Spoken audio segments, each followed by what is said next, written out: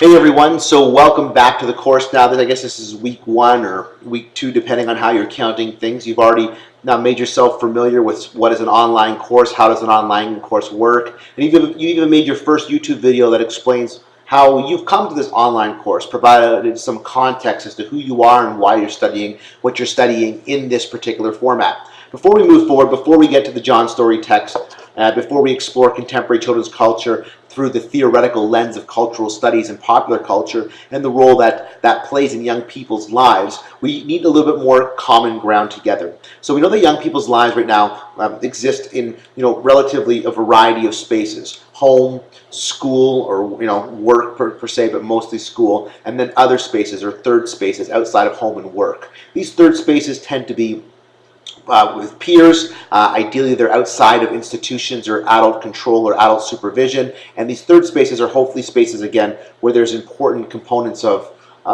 democratic engagement happening with young people. But so much of young people's lives is about contested spaces where decisions are made for them by others, and in which case what's important for us to be asking as scholars is, what are these decisions being how are these decisions being made, calculated, organized, structured, and what influences those?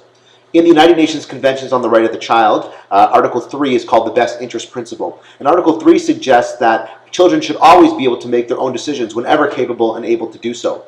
But when they can't, for whatever reason, adults who make decisions for children should always make them in the best interest of the child. You see, the United Nations Conventions on the Rights of the Child is a document, a legal document, a legally binding document. It's a convention signed by basically every country in the world save 1 or 2, ratified by every country in the world save 1 or 2, and now that we're looking at basically 196 countries, how successful have we been at implementing all of these ideas? Now that by itself is an entire course, and probably one we should offer, just called the UNCRC, How Are We Doing? Canada. Forget about all the other countries, just Canada. But leaving that aside for now, we can't go forward exploring contemporary children's culture if we don't know what the rules are to being a child. So in order to understand contemporary children's culture, we have to understand how adults think about children. We have to understand how those thoughts by adults can limit children in particular spaces and young people, and the ways in which young people themselves and adult allies are working together to overcome these limitations. This is part of what we're going to do in this course. So we need to understand the UNCRC. So your job for this week, your task for this week, your project for this week is to learn about the UNCRC. The first thing you should do is Google it if you don't already know what it is. United Nations Conventions on the Rights of the Child, 1989.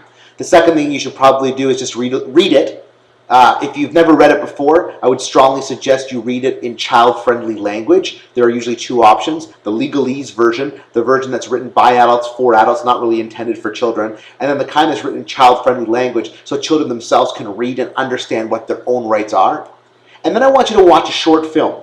I'll put the link up right, on Moodle so you can access it. It's to a website for the Children's Rights Alliance. It's a film that was done in Ireland just a few years ago, so it's not that old. It's 2013, but it's where children themselves work with the ombudsman, or the Commissioner for Children's Rights, I guess you would say, in Ireland, to discuss how the UNCRC is working in their lives and whether or not the UNCRC matters. I think it's a great topic. The film's about 8 minutes long. It's a YouTube video. You can watch it wherever you like. And then your task for this week, for Friday, again, by Friday you will produce for me a YouTube video just like this, where you sit in front of the camera, where you talk for 2 minutes maximum, so no more than 2 minutes, and in less than 2 minutes you are going to answer the question, does the UNCRC matter to contemporary children's culture? So read about the UNCRC as you like in your own studying fashion. Watch the film from Ireland addressing whether or not the UNCRC matters in 2013 to children there. And then, in your own opinion, in 2 minutes or less, post a video by Friday answering the question, does the UNCRC matter for contemporary children's culture? Okay, great. Thanks a lot.